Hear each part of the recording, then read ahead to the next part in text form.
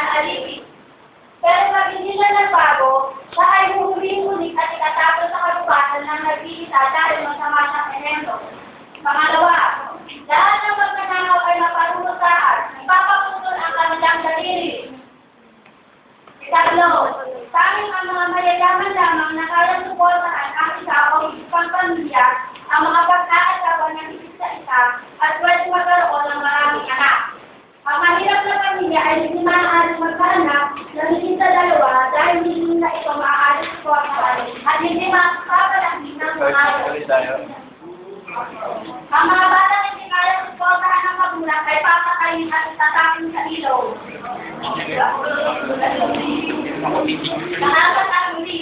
Kung ang isang babae ay naanakan ng lalaki at sinakbuhan ng pananagutan dahil ayaw niyang pakasal, ang kanilang nagiging anak ay papatayin dahil mahirap para sa isang babae na walang asawa ang suportahan ng kanyang anak.